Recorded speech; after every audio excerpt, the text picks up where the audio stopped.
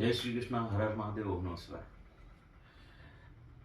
भारतीय परंपरा, भारतीय संस्कृति एक बहुत बड़ी संस्कृति है, विशालतम है और विविधताओं के साथ में, विविध रंगों के साथ में एक रंग में पुरोने की परंपरा हमारी भारतीय संस्कृति में है। अनेकों भाषाएं हैं, अनेकों रंग रूप के लोग हैं, अनेकों बोलियां हैं, अनेकों प्रकार की संस्कृतियां हैं, किंतु भारतवर्ष की एक विशेषता कि अनेकता में एकता है। ऐसे ही हमारे यहाँ पर्वों को लेकर बहुत से मतभेद होते हैं, किंतु सारे सनातन धर्मी शास्त्र की बात को मान करके वो एक दिन ही मनाते हैं। इसी प्रकार इस बार होली को लेकर के कुछ मतभेद उत्पन्न हो रहे हैं और मतभेद कुछ नहीं होते, ये शास्त्रों की जानकारी हो तो मतभेद समाप्त हो जाते हैं। और हमारे यहाँ शास्त्र ही प्रमुख हैं, यहाँ कोई व्यक्ति विशेष प्रमुख नहीं है। तो शास्त्रों के प्रति निष्ठा जो व्यक्ति रखते हैं उनके सामने कभी कोई समस्या आती नहीं।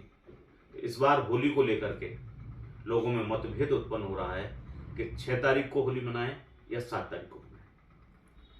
होली में धूल अग्नि प्रवेश करना 6 तारीख को उचित रहेगा या 7 तारीख को उचित रहेगा। तो इसमें थोड़ा सा ज्ञातव्य है कि होली मनाएं कब, कैसे मनानी चाहिए, क्यों मनानी चाहिए और कब मनानी चाहिए। इस विषय को यदि हम जान जाएंगे तो स्वतः ही व्यक्ति निर्णय कर सकता है कि होली हम 6 तारीख को मनाएं या 7 तारीख को मनाएं। इसके विषय में हमारे यहाँ निर्णय सिंधु, एक ये धर्म ग्रंथ है निर्णय सिंधु, इसमें सारे निर्णय दिए जाते हैं कि पर्व कैसे मनाना चाहिए और कब मनाना चाहिए। तो यहाँ पर कहा गया है इन्होंने कि फाल्गुन पौर्णमासी होलिका साच सायहन व्यापनी ग्राहिया। होली जो मनाई जाती है या दीपावली जो मनाई जाती है, ये दोनों पर्व प्रदोष काल के समय मनाए जाते हैं। उदया तिथि हो या न हो, प्रदोष के समय यदि कोई तिथि है तो उसी तिथि में वो पर्व मनाया जाना चाहिए। तो प्रदोष काल में होली मनानी चाहिए और प्रदोष काल में ही दीपावली मनानी चाहिए। किंतु एक इसी के साथ में एक बात और कही कि भद्रायाम द्वेन कर्तव्य श्रावणी फाल्गुनी तथा। भद्राम 2 चीज नहीं करनी चाहिए, श्रावणी माने रक्षाबंधन और फाल्गुनी माने होली। श्रावणी नृपत्यम हंति ग्रामम दहत फाल्गुनी।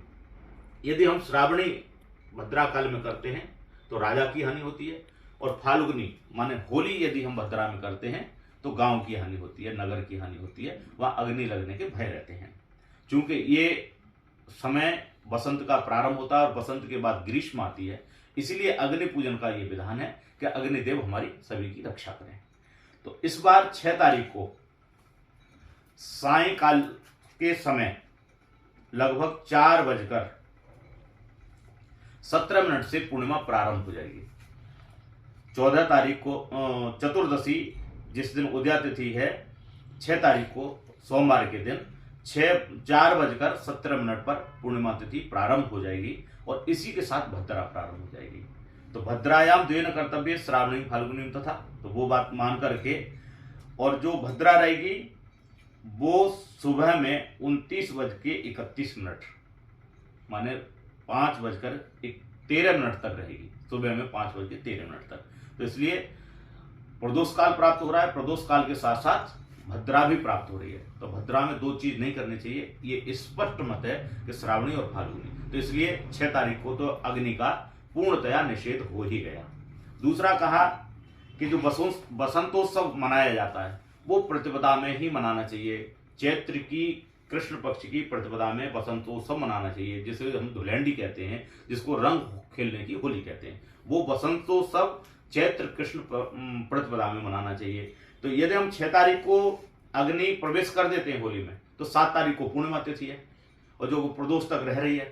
तो कहा कि 2 दिन जो तिथि व्याप्त हो, प्रदोष में पूर्णिमा तिथि 2 दिन व्याप्त हो, तो पराग्राहिया बाद वाली तिथि को ग्रहण करना चाहिए। तो इसलिए 7 तारीख को होली में आग लगाना उचित रहेगा। इसका एक प्रमाण और दिया, इन्होंने कहा कि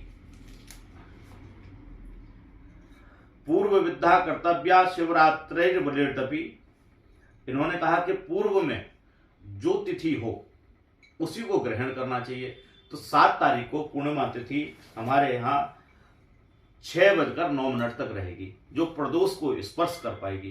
तो प्रदोष काल को जब स्पर्श कर लेगी तो इसलिए रात्रि काल में, प्रदोष काल में होली में आग लगाना उचित रहेगा। इसलिए 6 तारीख को होली में अग्नि लगाना ठीक नहीं है, वो भद्रा भी है और दूसरे दिन पूर्णिमा भी है।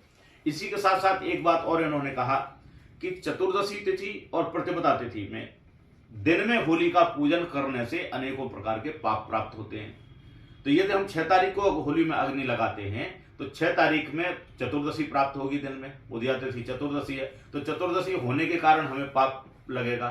इसलिए 7 तारीख की सायंकालीन होली में आग लगाना उचित रहेगा, क्योंकि 7 तारीख को दिन में पूर्णिमा है, उदया तिथि पूर्णिमा होने से उस दिन पूजन करें, आराम से विधि विधान से भगवती होली की पूजा करेंगे और सायंकालीन अग्नि में अग्नि प्रवेश करा देंगे होली में। तो जब अग्नि प्रज्वलित हो जाएगी तो दूसरे दिन 8 तारीख की प्रातः प्रतिपदा तिथि होगी, जो चैत्र मास लग जाएगा, उसमें धुलंडी खेलने, रंग की होली खेलने का विशेष महत्व प्राप्त हो जाएगा। तो इसलिए 7 तारीख को ही सभी लोग होली का उत्सव मनाएं। इसके साथ साथ ये हमारी रक्षा की कामना करती है होली, भूत प्रेत आदि व्याधि से मुक्त करने के लिए ये पर्व मनाया जाता है। बच्चों की रक्षा के लिए घर में होली का उत्सव मनाया जाता है।